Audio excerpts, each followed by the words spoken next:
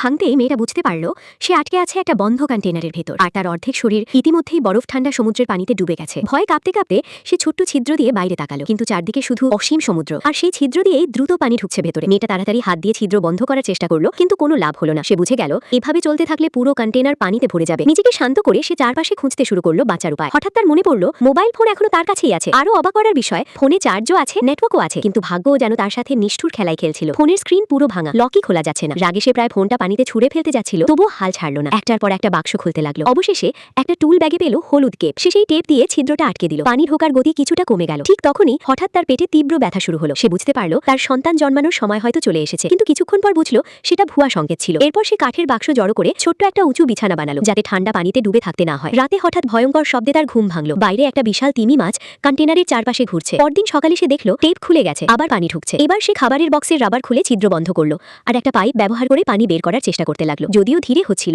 তবু সেটাই ছিল তার একমাত্র আশা। কিন্তু কিছুক্ষণ পর সে বুঝলো খাবার আর পানি প্রায় শেষ। ঠিক তখনই তার মায়ের ফোন এলো। কাঁপা হাতে সে ফোন ধরলো, আর অবশেষে কলটা কানেক্টও হলো। সে ভাবলো এবার বুঝি বেঁচে যাবে, কিন্তু ঠিক তখনই একটা বিশাল ঢেউ এসে ফোনটা পানিতে ফেলে দিল। ওপাশে শুধু মায়ের কান্নার শব্দ। হ্যালো, কথা বলো, তুমি কোথায়? মেয়েটা ভেঙে পড়লো। ঠিক তখন দূরে একটা জাহাজের হর্ন শোনা গেল। সে পাগলের মতো চিৎকার করতে লাগলো, বাঁচাও বাঁচাও! কিন্তু জাহাজ অনেক দূরে ছিল। তখন সে একটা ড্রিল মেশিন বের করলো, উপরে গর্ত করতে শুরু করলো যাতে বাইরে বেরোতে পারে। ঘন্টার পর ঘন্টা চেষ্টা করার পর ড্রিলের চার্জ শেষ হয়ে গেল। ক্ষুধা আর দুর্বলতায় সে প্রায় অজ্ঞান হয়ে গেল। এমনকি তৃষ্ণায় সমুদ্রের পানিও খেতে যাচ্ছিল, কিন্তু শেষ মুহূর্তে নিজেকে থামালো। রাতে হঠাৎ প্রবল বৃষ্টিতে তার ঘুম ভাঙলো। সে দ্রুত মুখ খুলে বৃষ্টির পানি পান করতে লাগলো। ঠিক তখন আবার একটা জাহাজের শব্দ শোনা গেল। মেয়েটা শেষ শক্তিটুকু দিয়ে চিৎকার করতে লাগলো, বাঁচাও, কেউ আমাকে বাঁচাও! আর কন্টেনারের ভেতর সে নিজের পেট ধরে কাঁদতে কাঁদতে বলল, বাবু, আর একটু ধৈর্য ধরো, আমরা বাঁচবো।